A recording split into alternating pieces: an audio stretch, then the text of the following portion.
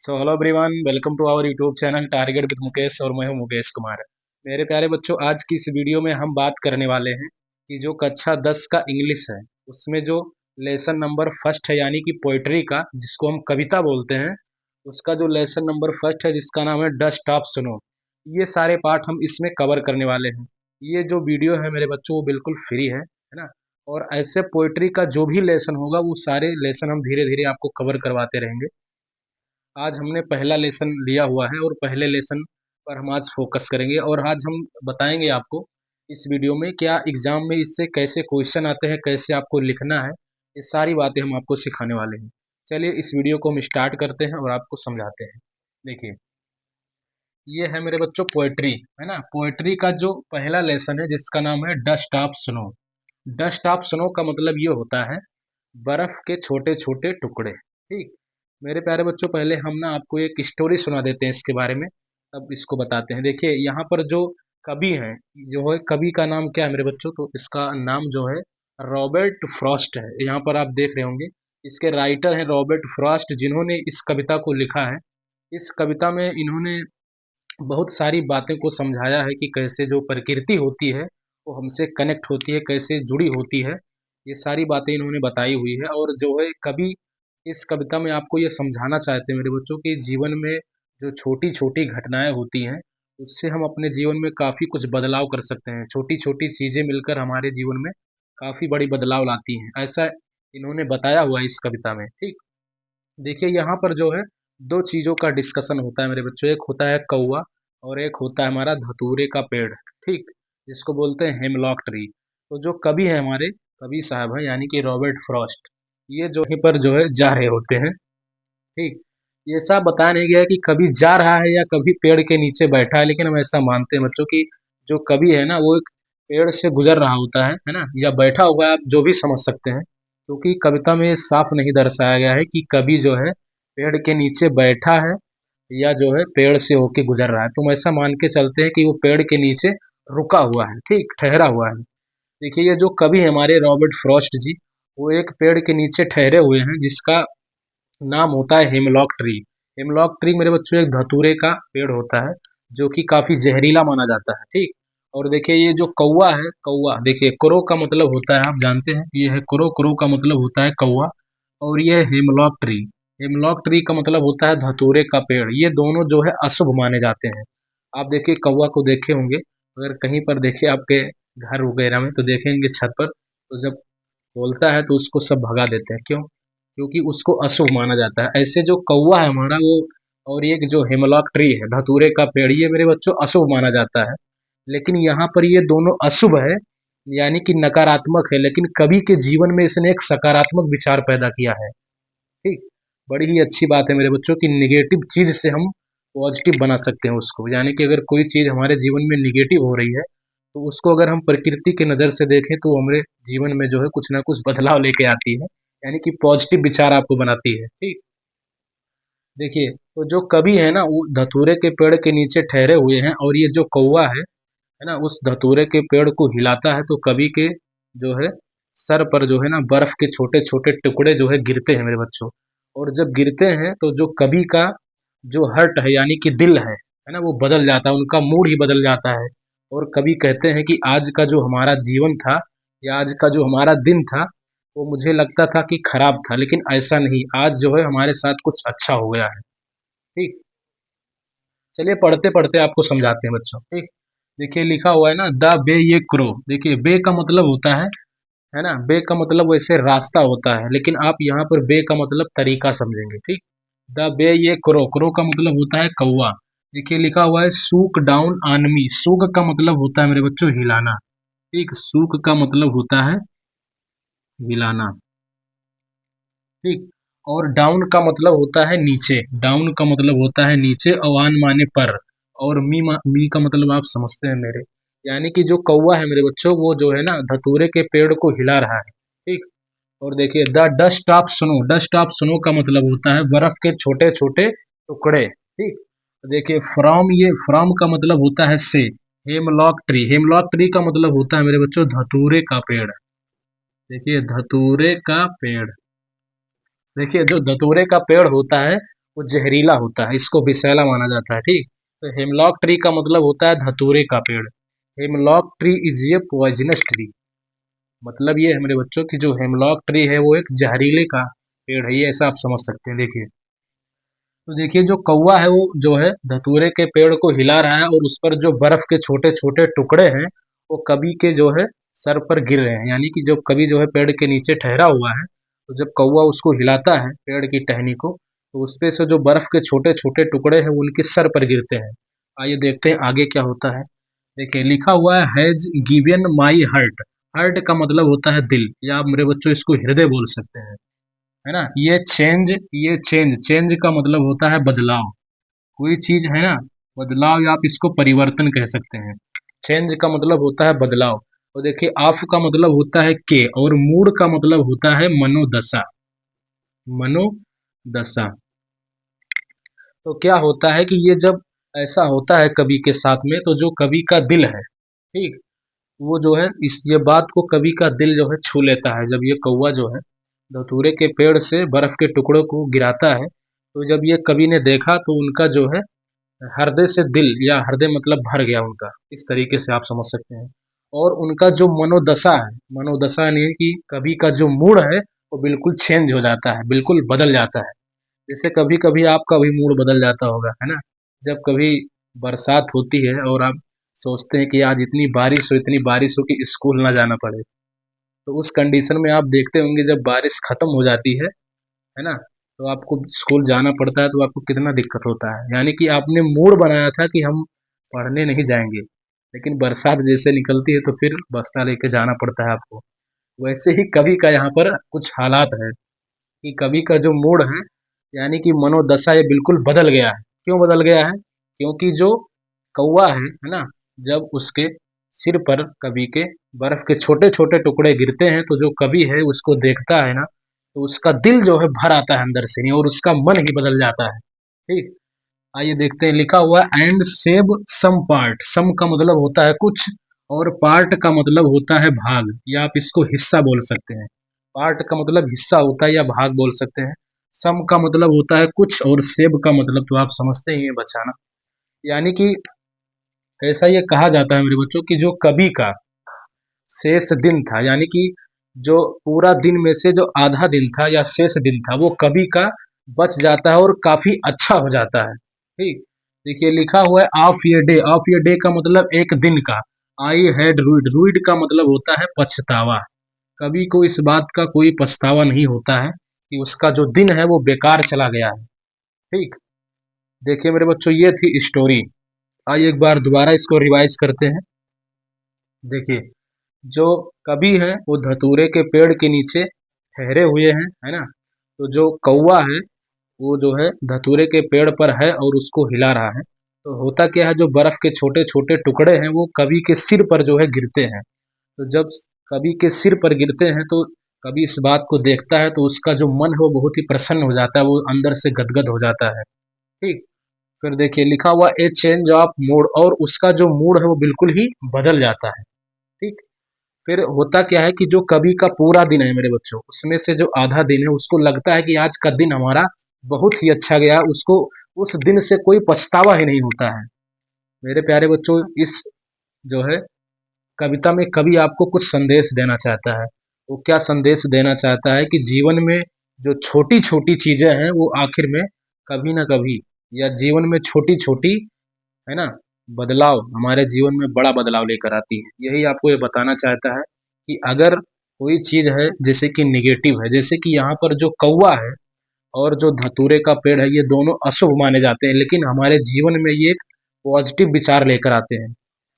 चलिए मेरे बच्चों, आप इसका स्क्रीन शॉट लीजिए, उसके बाद में हम आपको ये बताते हैं कि कैसे आप जो है ना, इसके क्वेश्चन को सॉल्व कर सकते हैं। और अभी हम स्टेंजा वाइज एक्सप्लेनेशन करते हैं, यानी इसमें देखिए स्टेंजा, है ना, देखिए स्टेंजा किसको बोलते हैं, देखिए समझ लेते हैं। देखिए स्टेंजा का मतलब ये होता है मेरे भाई, चार जो लाइन होती है, चार लाइन को मिला दीजिए तो एक स्टेंजा बन जाता है। ऐसे इस कविता में मेरे बच्चों टोटल जो है दो स्टेंजा है। ये एक हमारा ये है पहला स्टेंजा, और ये एक ये है हमारा दूसरा स्टेंजा। तो यानी इस पूरे कविता में टोटल दो स्टेंजा है। ठीक, तो हम एक एक स्टेंजा का अभी एक एक आपको वर्ड मीनिंग भी बताएंगे कि इसका मतलब क्या होता है, और एक एक स्टेंजा का अर्थ भी और भी बेहतरीन तरीके से बताएंगे, और उसका वर्ड मीनिंग भी आपको हम लिखवाएंगे यहाँ पर। और आपको ये बताएंगे कि क्वेश्चन कैसे आता है, स्टेंजा बेस्ड क्वेश्चन होगा, वो सब हम करने वाले हैं। चलिए बच्चों, इसका स्क्रीनशॉट लीजिए आप। चलिए बच्चों, अब हम देख लेते हैं ना कि ये जो कविता है हमारा, उसका एक एक स्टेंजा देख लेते हैं। हर एक स्टेंजा में जो मीनिंग है उसका क्या अर्थ होता है, इसको याद करना बेहद जरूरी होता है, क्योंकि यहाँ से एग्जाम में क्वेश्चन बन जाते हैं। आपसे पूछ लिया जाएगा कि जो शब्द आपको दिख रहा है बे, बे का मतलब क्या होता है इंग्लिश में, तो बे का मतलब होता है मैनर, ठीक। और इसको हम हिंदी में बोलते हैं तरीका। तो ये सारे जो वर्ड मीनिंग है ये आपको ध्यान में रखने होंगे। चलिए हम एक एक करके देख लेते हैं। यहाँ पर हम जो है स्टेंजा वाइज एक्सप्लेनेशन करने जा रहे हैं। स्टेंजा वाइज एक्सप्लेनेशन का मतलब होता है कि कवि जो है कविता में जितने भी स्टेंजा हैं उनके हर एक स्टेंजा को हम बाकायदा यहाँ पर देखने वाले हैं, एक एक स्टेंजा को, ठीक। चलिए, हमने यहाँ पर स्टेंजा नंबर पहला लिया है, क्योंकि यहाँ पर मेरे बच्चों दो स्टेंजा है, और ये कविता जो है सबसे पहली कविता है इंग्लिश की, और सबसे छोटी भी है, ठीक। देखिए स्टेंजा नंबर फर्स्ट, जैसा कि अभी हमने आपको पढ़ाया भी है। देखिए, द वे ये crow shook down on me the dust of snow from ये हेमलॉक ट्री। स्टेंजा का मतलब ये होता है कि जो चार लाइन का समूह होता है उसी को हम स्टेंजा बोलते हैं। जैसे कि यहाँ पर आपको दिख रहा होगा, पहला लाइन, दूसरा लाइन, तीसरा लाइन, चौथा लाइन। इन चारों लाइनों को अगर हम मेरे भाई इकट्ठा करके बोल देते हैं तो इसी को हम स्टेंजा बोलते हैं, ठीक।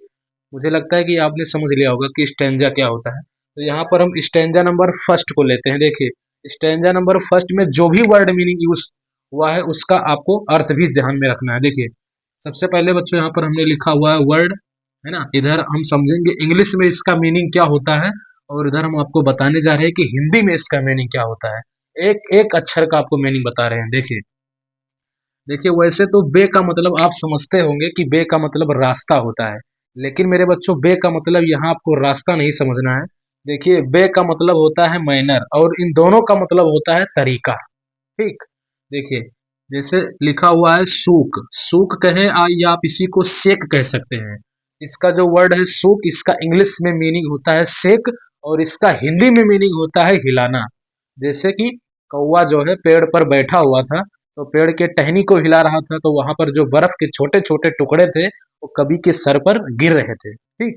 देखिए, फिर लिखा हुआ है डस्ट ऑफ स्नो। अब देखिए, डस्ट ऑफ स्नो का मतलब क्या होता है। डस्ट ऑफ स्नो का मतलब होता है स्मॉल पार्टिकल्स ऑफ स्नो।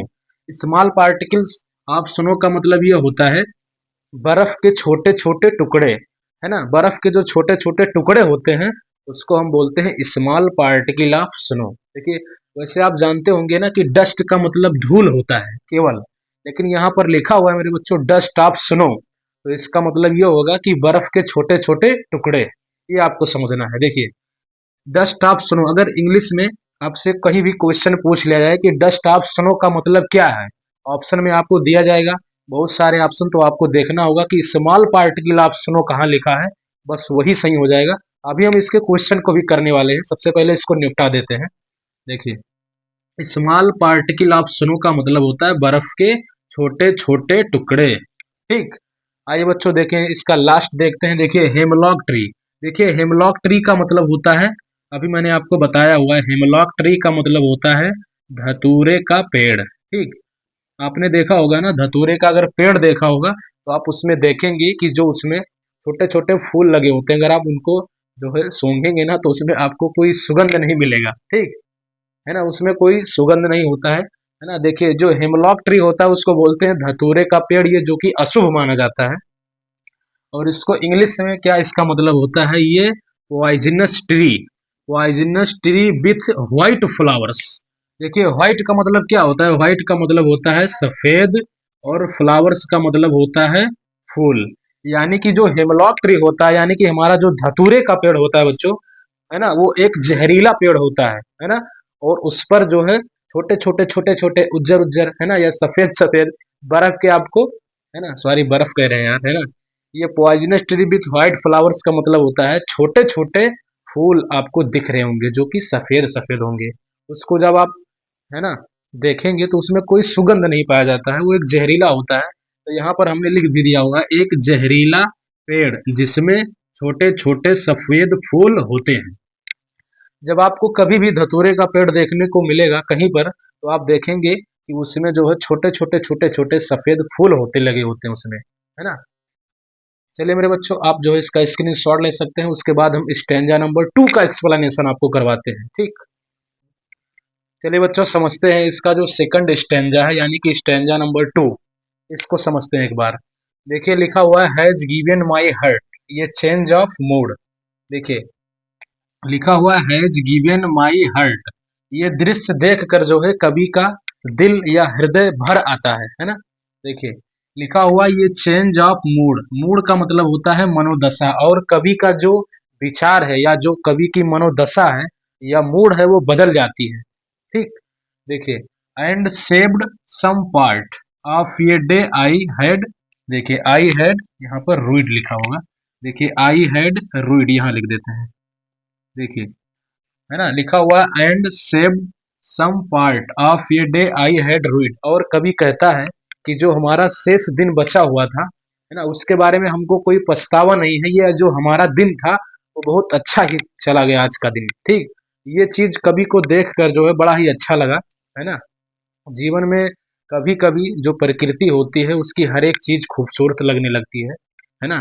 प्रकृति की बनाई हर एक चीज खूबसूरत है, ये कवि बताना चाहता है कि जीवन में जो छोटी छोटी बदलाव होती हैं वो हमारे जीवन में बड़ा बदलाव लेकर आती हैं, ठीक। देखिए इसका जो वर्ड मीनिंग है, देखिए लिखा हुआ है मूड, मूड का मतलब होता है मेरे बच्चों state of mind, state of mind इसका मतलब होता है मनोदशा, ठीक।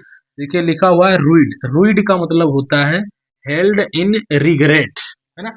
हेल्ड इन रिग्रेट का मतलब होता है पछतावा, ठीक। अब देखिए यहाँ लिखा था चेंज, है ना, चेंज का मतलब होता है बदलना, तो देखिए चेंज कह दीजिए, आप इसी को डिफरेंस कह सकते हैं, ठीक। चेंज और डिफरेंस दोनों का मतलब ही होता है बदलना। फिर देखिए लिखा हुआ है पार्ट, ठीक। पार्ट का मतलब होता है भाग, तो आप इस पार्ट को मेरे बच्चे पोर्शन भी कह सकते हैं, ठीक। पार्ट और पोर्शन दोनों एक है। देखिए ये जो कविता है यहाँ पर ये समाप्त होती है, और कवि जो है आपको कुछ संदेश देना चाहता है। क्या संदेश देना चाहता है, एक बार सुनिए इसको। कवि ये कहना चाहता है कि जीवन में जो छोटी छोटी बदलाव होती हैं वो हमारे जीवन में मिलकर एक बड़ा बदलाव लाती है, ठीक। स्मॉल थिंग्स ब्रिंग इन ये life very large change in life, यानी कि जीवन में जो छोटा छोटा बदलाव होता है वो आखिर में एक बड़ा बदलाव लेकर आता है। तो यहाँ पर जो कवि का जो दिन था, वो पूरा जो दिन था कवि का वो बड़ा ही अच्छे से गुजर गया, ठीक। उसको ये एहसास ही नहीं हुआ कि आज का दिन जो है हमारा खराब था, ठीक। चलिए बच्चों, अब हम आपको समझाते हैं कि ये जो अभी आपने कविता पढ़ा हुआ है जिसके लेखक है हमारे रॉबर्ट फ्रॉस्ट, है ना, इस पर जो है क्वेश्चन कैसे बन के आता है एग्जाम में, कैसे कैसे क्वेश्चन आपसे पूछ ले जाते हैं, वो सारे क्वेश्चन के बारे में हम आपको यहाँ पर डिस्कस करेंगे, और हर एक क्वेश्चन के बारे में आपको समझाते हुए चलेंगे, ताकि आपका भी, है ना, एक क्वेश्चन भी ना पूछे, है ना, मतलब एक क्वेश्चन भी ना छूटे, ठीक। और मेरे प्यारे बच्चों, इसमें जो सेंट्रल आइडिया आता है उसको भी हम यहाँ पर करने वाले हैं, कि जो डस्ट ऑफ स्नो है उसका सेंट्रल आइडिया कैसे लिखा जाता है, ये 3 नंबर का आता है। कोई भी सेंट्रल आइडिया आ सकता है किसी भी, है ना, पोएट्री के किसी भी लेसन का। तो ये जो लेसन है हमारा डस्ट ऑफ स्नो, अगर आपको इसका सेंट्रल आइडिया लिखने को आ गया तो उसको आप कैसे लिखेंगे, इसको भी हम इसी वीडियो में खत्म कर देंगे, ठीक। चलिए इसका स्क्रीनशॉट लीजिए आप। अच्छा हम देख लेते हैं कि एग्जाम में यहाँ से कैसे कैसे प्रश्न बनते हैं, कैसे पूछे जाते हैं, ये सब हम देख लेते हैं।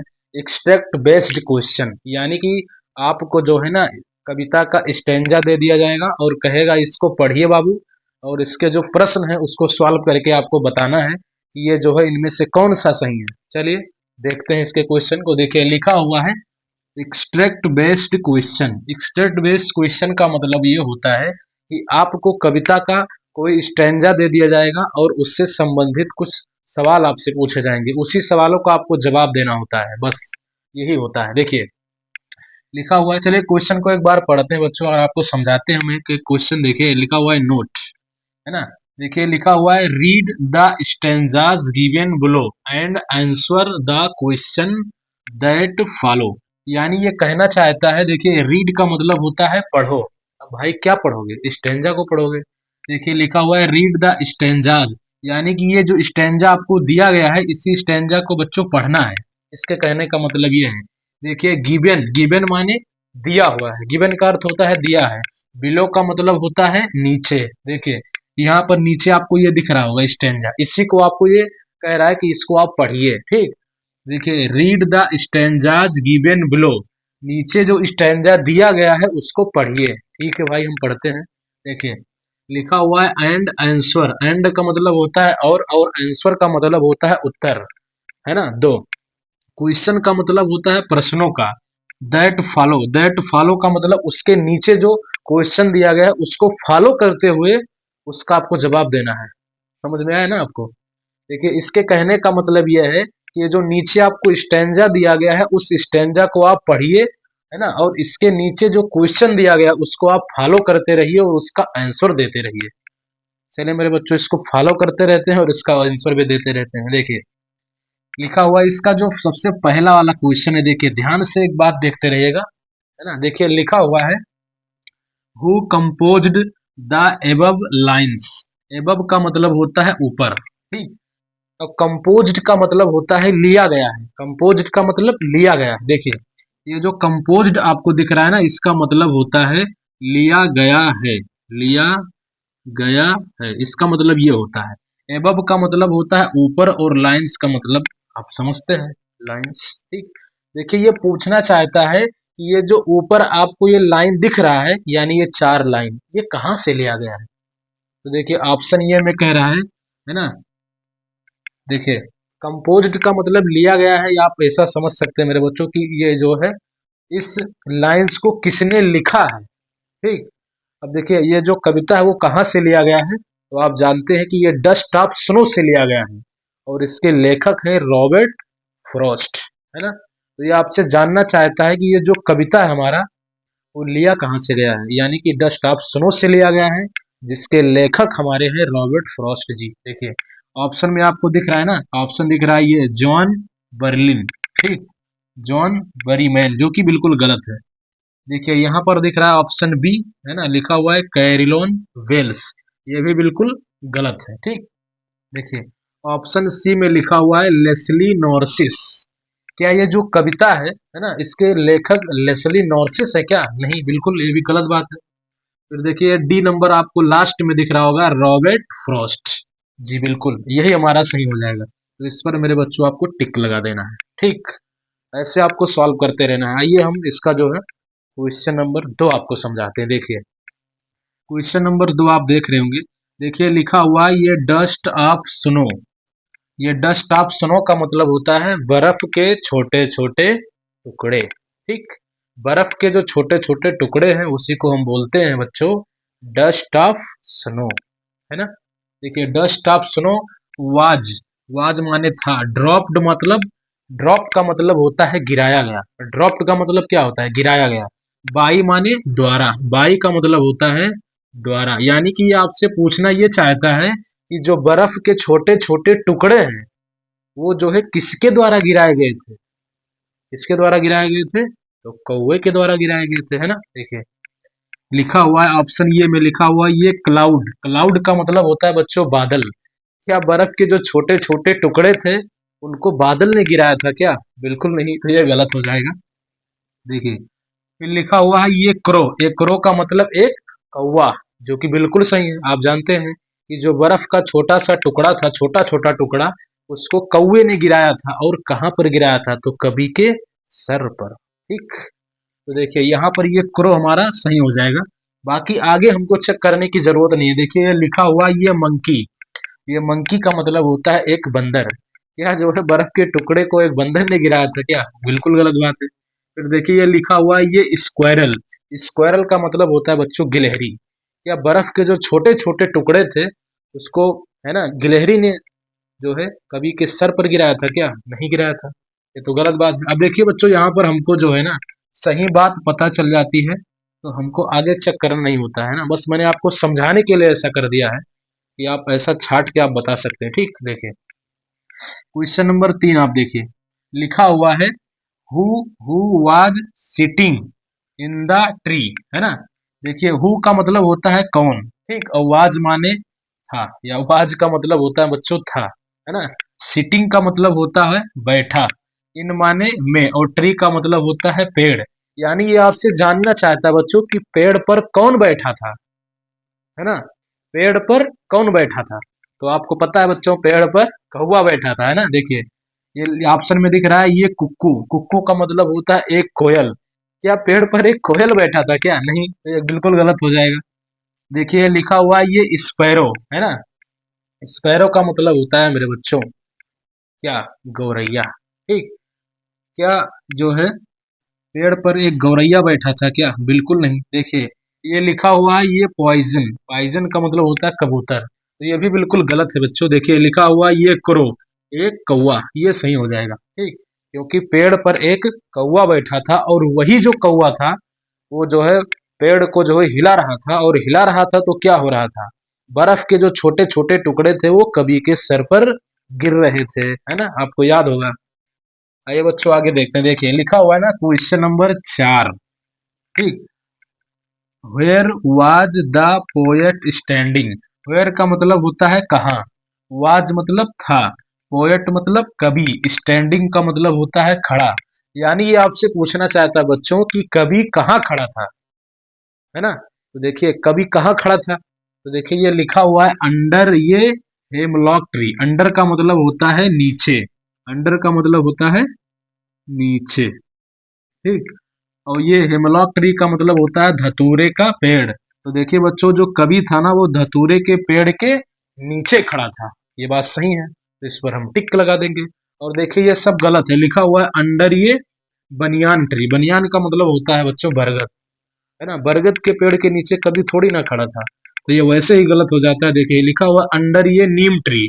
क्या जो कवि था वो नीम के पेड़ के नीचे खड़ा था क्या? बिल्कुल नहीं, तो ये भी हमारा गलत ही है।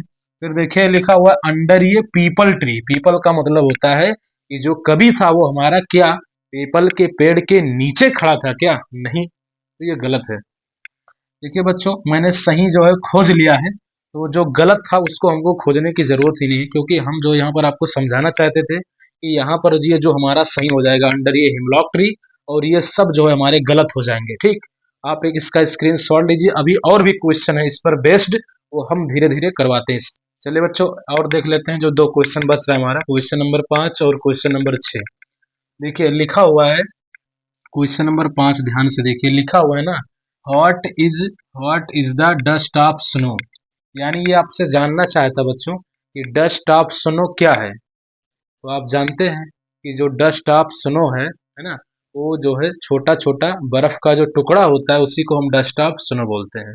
यानी कि particle of snow is known as dust of snow, है ना। देखिए तो इसका पहला वाला ही ऑप्शन सही हो जाएगा, पार्टिकल ऑफ स्नो, है ना। क्योंकि ये पूछना चाहता है कि what is the dust of snow, dust of snow क्या है। तो आप जानते हैं कि जो बर्फ का छोटा छोटा टुकड़ा होता है उसी को हम बोलते हैं डस्ट ऑफ स्नो। ठीक, आइए बच्चों देखते हैं क्वेश्चन नंबर 6। देखिए लिखा हुआ है ना, चूज द करेक्ट स्टेटमेंट। देखिए चूज का मतलब होता है ना, चूज का मतलब होता है मेरे बच्चों चुनना, चूज का मतलब होता है चुनना। ठीक, और देखिए ये लिखा हुआ है करेक्ट, करेक्ट का मतलब होता है सही। ठीक, देखिए करेक्ट का मतलब होता है सही।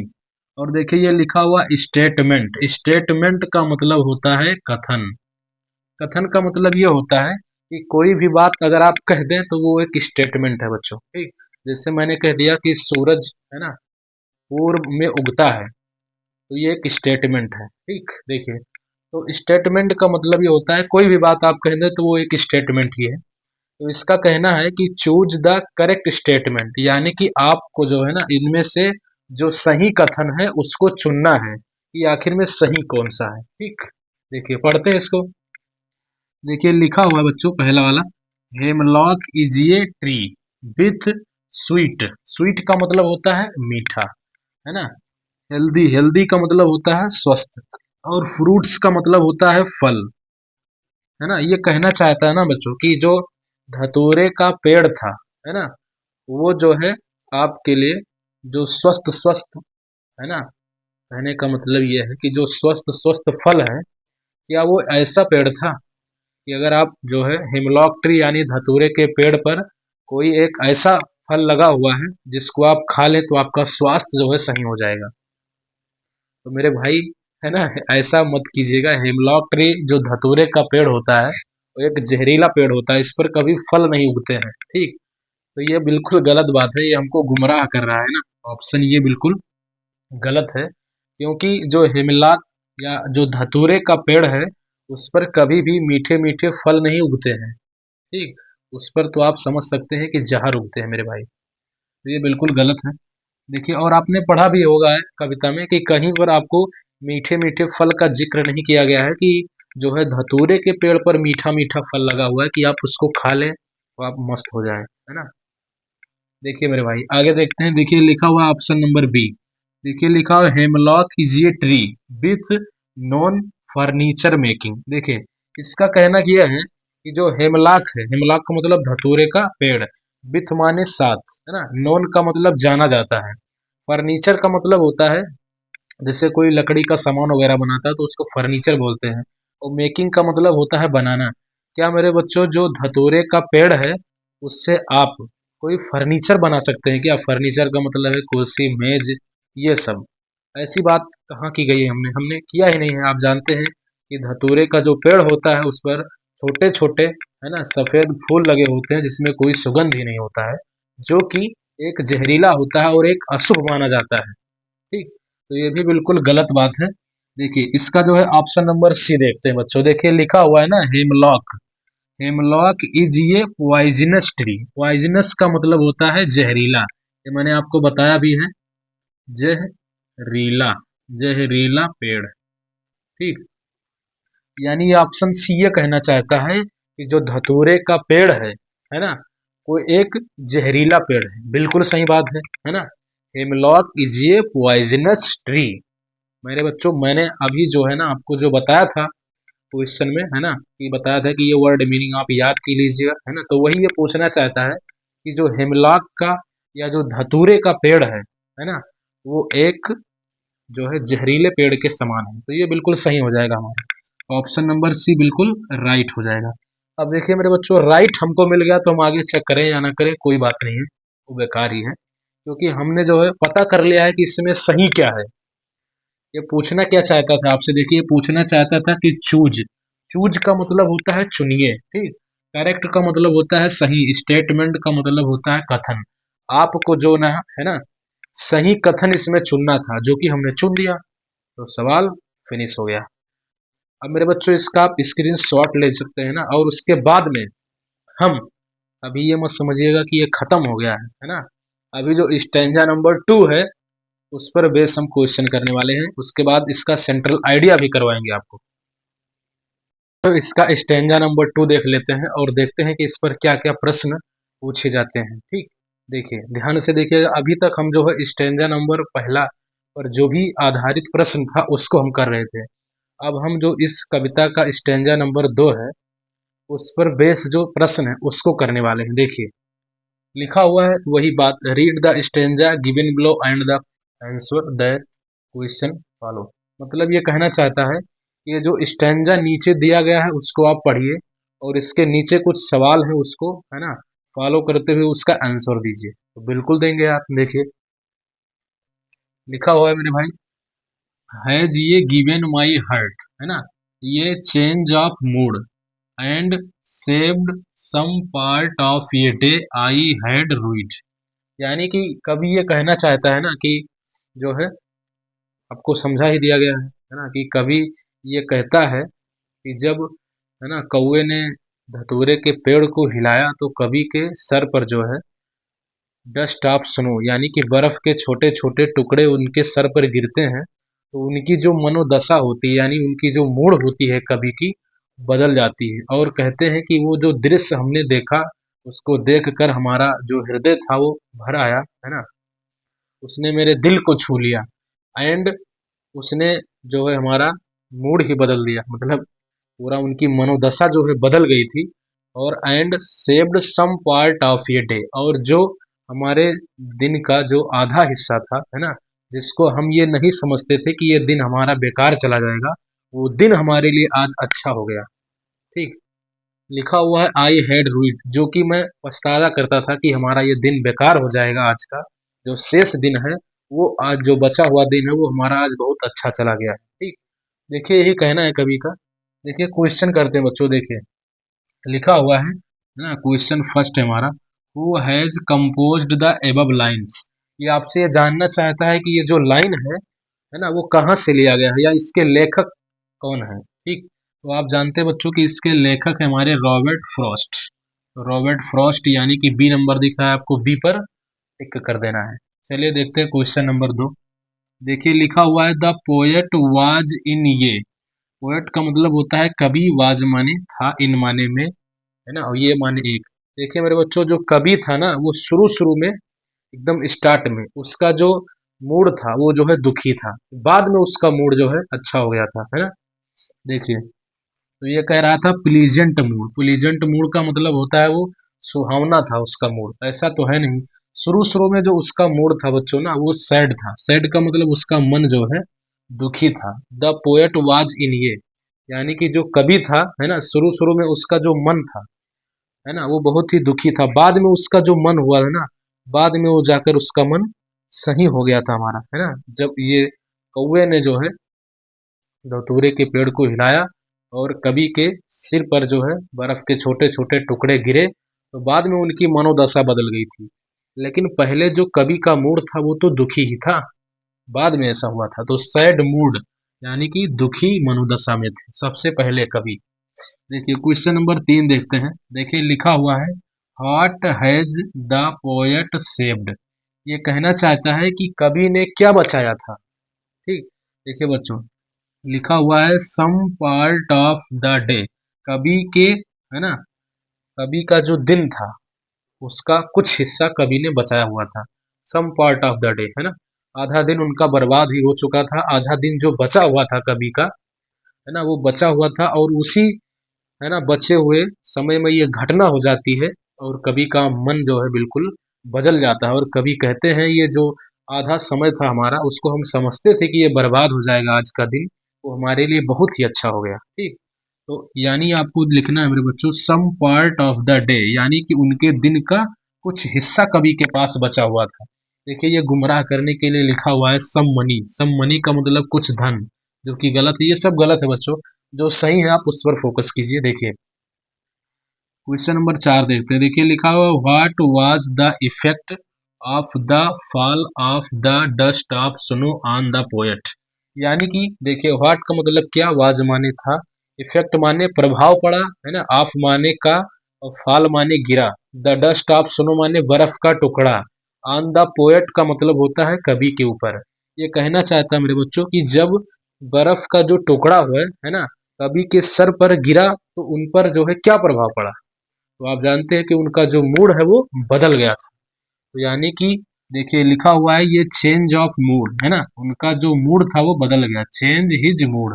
ये बिल्कुल करेक्ट हो जाएगा बच्चों। ठीक, इस तरीके से। तो देखिए जब जो है बर्फ का छोटा छोटा टुकड़ा कवि के सर पर गिरता है, तो उनका जो मूड है वो बिल्कुल पूरी तरीके से बदल जाता है। ठीक, आइए मेरे बच्चों, यहाँ पर जो सबसे लास्ट क्वेश्चन है, क्वेश्चन नंबर 5, यहाँ पर हमने लिख दिया हुआ है क्योंकि यहाँ पर जो है स्पेस की थोड़ी प्रॉब्लम थी, इसीलिए हमने यहाँ पर लिख दिया है। ठीक, देखिए क्वेश्चन नंबर 5 देख लेते हैं। देखिए लिखा हुआ है what was saved for poet. What का मतलब होता है क्या, वाज का मतलब है था, सेव माने, सेव्ड का मतलब होता है मेरे बच्चों बचा था, फॉर माने लिए, और पोएट मतलब कवि। कवि के लिए क्या बचा था, है ना। तो देखिए मेरे बच्चों कवि के लिए बचा हुआ था। देखिए कौवा तो नहीं बचा था ना, कौवे से तो मतलब नहीं। यहाँ पर ट्री, ट्री का मतलब पेड़, स्नो का मतलब बर्फ का टुकड़ा, ये सब नहीं है। कवि के लिए बचा हुआ था मेरे बच्चों some part of the day, उस दिन का कुछ हिस्सा, है ना। तो ये ऑप्शन नंबर डी बिल्कुल राइट हो जाएगा, क्योंकि कवि का जो आधा दिन हुआ करता था ना, है ना, वो तो हो गया था। बाकी जो दिन बचा हुआ था कवि, जिसमें सोच रहा था कि आज का हमारा दिन जो है खराब हो जाएगा, लेकिन बीच में यही घटना घट जाती है और कवि को लगता है कि ये जो हमारा दिन था आज का आधा, वो खराब होने वाला था, तो जो कि बच गया है। प्रकृति ने ऐसी हमारे साथ घटना जो कर दी। ठीक। चलिए बच्चों, आप इसका स्क्रीन शॉट लीजिए और अब हम आपको समझाते हैं कि ये जो डस्ट ऑफ स्नो है ना, उसका सेंट्रल आइडिया जो है बोर्ड एग्जाम में आता है 3 नंबर का, तो वो कैसे लिखा जाता है बड़े ही सिंपल शब्दों में हम आपको लिखवाएंगे इसको, है ना। अब यहाँ तक मैंने आपको ये बताया, मैंने बच्चों क्या क्या बताया। देखिए, सबसे पहले हमने आपको पोएट्री का पहला लेसन डस्ट ऑफ स्नो बताया, उसके लेखक है हमारे रॉबर्ट फ्रॉस्ट। उनके कविता को हमने पढ़ के आपको सुनाया, उसका अर्थ समझाया। उसमें 2 स्टेंजा थे, stanza number first, stanza number 2, है ना। उसको स्टेंजा वाइज हमने एक्सप्लेन नहीं किया आपको, है ना। उस पर जो है एक एक वर्ड मीनिंग जो आपको हार्ड लग रहे थे, कठिन थे, उसको भी हमने आपको समझा दिया है ना, बहुत ही अच्छी तरीकों से। और मुझे लगता है कि आपको समझ में भी आया होगा वो, है ना। और देखिए, उस पर जो क्वेश्चन एग्जाम में पूछे जाते हैं, कैसे पूछे जाते हैं, तो ऐसे पूछे जाते हैं, ठीक। ऐसे ही क्वेश्चन का आपको जवाब देना होता है। इसमें 2 स्टेंजा थे, दोनों स्टेंजाओं पर हमने जो सवाल बनते हैं वो सब हमने करवा दिया है, ठीक। अब मेरे बच्चों, हम बात करने जा रहे हैं सेंट्रल आइडिया की। इसका आप स्क्रीन शॉट लीजिए उसके बाद। चलिए बच्चों, इस पोएट्री का जो फर्स्ट लेसन है हमारा, जिसका नाम है डस्ट ऑफ स्नो, इसकी सेंट्रल आइडिया कैसे लिखी जाती है बोर्ड एग्जाम में, ये आता भी है। पूछ लिया जाता है कि right the central idea of this poem. Poem का नाम आपको बताया जाएगा कि जैसे डस्ट ऑफ स्नो की सेंट्रल आइडिया लिखनी है या और कौन सी पोयम की। तो यहाँ पर मैंने आपको पहला पार्ट पढ़ाया है मेरे बच्चों, और मैं आपको ये बताने जा रहा हूँ कि जो डस्ट ऑफ स्नो है उसकी सेंट्रल आइडिया कैसे लिखी जाती है। देखिए, सबसे पहले हम समझाते हैं बच्चों की सेंट्रल आइडिया आखिर में होता क्या है। देखिए, सेंट्रल आइडिया का मतलब ये होता है ना कि जो आपने कविता पढ़ी, इसका मेन अर्थ क्या है, इसमें कवि आपको क्या समझाना चाहता है, जो आपने कविता पढ़ी उन सभी का मतलब क्या है, उसी को सेंट्रल आइडिया बोलते हैं लोग, ठीक। देखिए, ये सेंट्रल आइडिया हमने जो है बड़े ही साधारण शब्दों में लिखा हुआ है, ताकि मेरे बच्चों इसको याद करने में आपको कोई तकलीफ भी ना हो, ठीक। इसको आप बेहतरीन तरीके से याद भी कर सकते हैं, ये 3 नंबर का एग्जाम में पूछ लिया जाता है। चलिए हम पढ़ते हैं और आपको धीरे धीरे समझाते हैं, एक एक वर्ड का मीनिंग हम आपको बताते चलते हैं कि इसका मतलब क्या होता है।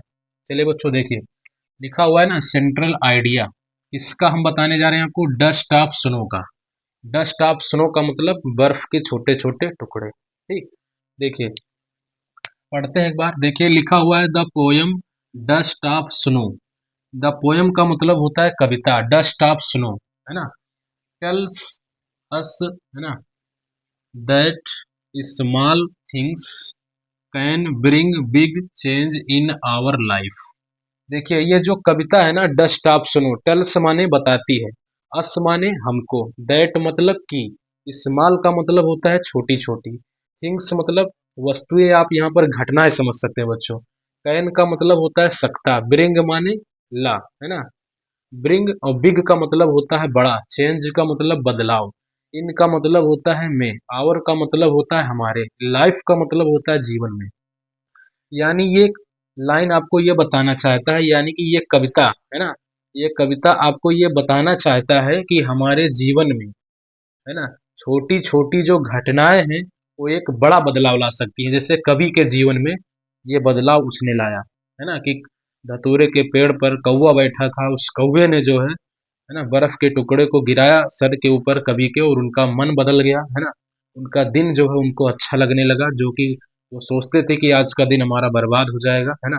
यही हुआ था कवि के साथ में। तो देखिए, इस पूरे लाइन का मतलब ये होता है मेरे बच्चों कि इस कविता में, है ना, लिखा हुआ the poem dust of snow tells us, ये कविता डस्ट ऑफ स्नो जो है हमको ये बताना चाहता है, या बताना चाहता है कि जो हमारे जीवन में छोटी छोटी घटनाएं होती हैं, छोटी छोटी घटनाओं से हमारे जीवन में बड़ा बदलाव आता है, ठीक। आइए आगे पढ़ते हैं बच्चों। देखिए, लिखा हुआ है when snow falls on the poet. When का मतलब होता है जब, स्नो का मतलब होता है बर्फ का टुकड़ा, फॉल्स का मतलब होता है गिरता है, ऑन मतलब पर, पोएट मतलब कवि के, और फ्रॉम मतलब से। ये ट्री का मतलब एक पेड़, ठीक। ये जो माने उनका, सैड मूड, सैड मूड का मतलब होता है कि दुखी मन, ठीक। शुरू में कवि का मन जो है दुखी था मेरे बच्चों, है ना। सैड मूड, चेंज, चेंज का मतलब होता है बदलाव, इन मतलब में, तो हैप्पी का मतलब होता है खुशी। देखिए, ये कहना ये चाहता है ना बच्चों की when snow falls on the poet, जब बर्फ के छोटे छोटे टुकड़े, है ना, जब बर्फ के छोटे छोटे जो टुकड़े हैं वो कभी के सर पर गिरते हैं मेरे बच्चों, कहाँ से? पेड़ से। तो उनका जो दुखी मन था, सैड मूड का मतलब दुखी मन, वो जो है प्रसन्न हो जाता है, वो मतलब बदल जाता है हैप्पी में। हैप्पी का मतलब होता है प्रसन्न।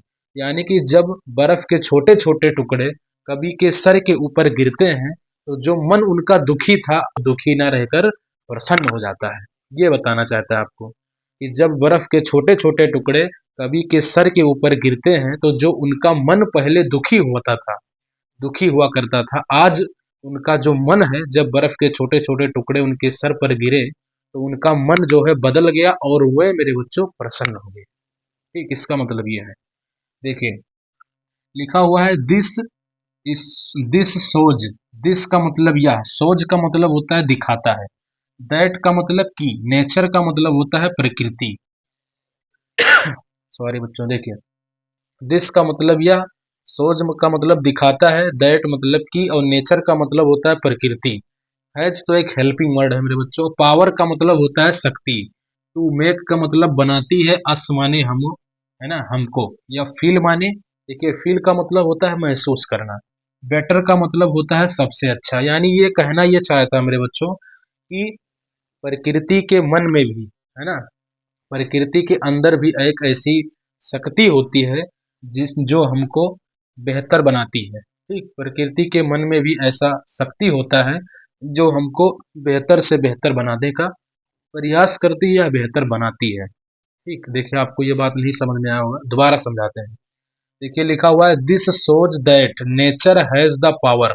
दिस का मतलब होता है या, शोज का मतलब दिखाता है, दैट का मतलब की, नेचर मतलब प्रकृति, और पावर का मतलब होता है शक्ति, है ना। मेक का मतलब बनाती है, अस मतलब हमको, फील मतलब महसूस करवाती है, बेटर का मतलब होता है अच्छा।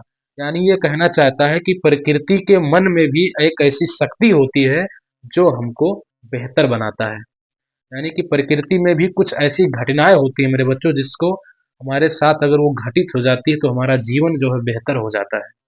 ठीक, देखिए लिखा हुआ है आगे, इवन इवन ये little moment of Joy can remove sadness and make the day, है ना, गुड अगेन। देखिए इवन का मतलब होता है सदैव, है ना, ये लिटिल का मतलब होता है एक छोटा सा, मोमेंट का मतलब होता है मेरे बच्चों क्षण, मोमेंट का मतलब होता है क्षण, है ना।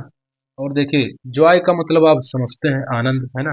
कैन का मतलब सकता है, रिमूव का मतलब हटा, सैडनेस का मतलब होता है दुखी, है ना, एंड का मतलब और मेक का मतलब होता है बना, द डे मतलब दिन, गुड मतलब अच्छा, अगेन मतलब दोबारा।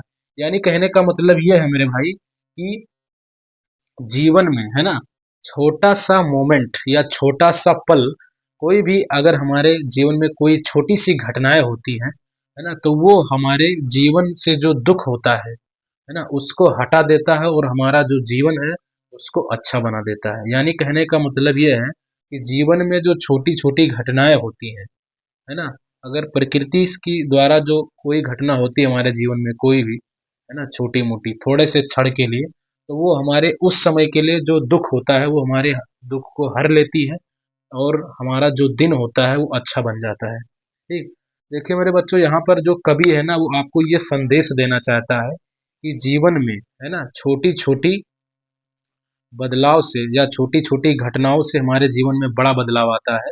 और ये कवि आपको ये बताना चाहता है, कवि ये बता कर गया है कि आपको जीवन में परिस्थिति चाहे जैसी रहे, आपको हमेशा सकारात्मक सोच रखना है, पॉजिटिव सोच रखना है, पॉजिटिव एनर्जी के साथ में आपको बने रहना है। ठीक, कभी ये आपको ये संदेश देना चाहता है, जाते जाते वो चला गया लेकिन आपको कुछ दे गया। वो क्या दे गया? तो ये कहना चाहता है कि जीवन में परिस्थितियां चाहे जैसी रहें, आप हमेशा सकारात्मक सोच रखें और ऐसा मत समझें कि ये हमसे नहीं होगा। ठीक, ये था मेरे बच्चों सेंट्रल आइडिया इस पोयम का। ठीक, अब मेरे बच्चों अगर ये वीडियो आपको अच्छा लगा है ना तो इस वीडियो को आप अपने दोस्तों में भी शेयर कर सकते हैं और उनको समझा सकते हैं, है ना।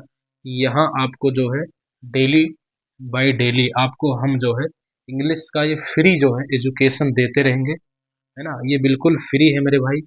जब तक आप पढ़ना चाहें तो पढ़ते रहें, जब तक आप पढ़ना चाहें तब तक आप इसको बिल्कुल फ्री पढ़ सकते हैं, अपने भाइयों को भी बता सकते हैं। दोस्त यार जो भी हैं आप सब बता सकते हैं। ये क्लास मैंने उन बच्चों के लिए स्टार्ट किया है जिनके पास काफ़ी सारी दिक्कतें आती हैं। ठीक, चलिए मेरे बच्चों, आज की क्लास को यहीं पर समाप्त करते हैं और मिलते हैं आपसे अगले वीडियो में। तब तक के लिए बाय बाय। और कल जो है हम अपना दूसरी कविता स्टार्ट करेंगे जिसका नाम है फायर एंड आइस। कल की क्लास में इसके बारे में बात करेंगे। चलिए बच्चों, मिलते हैं अगले वीडियो में, तब तक के लिए बाय बाय।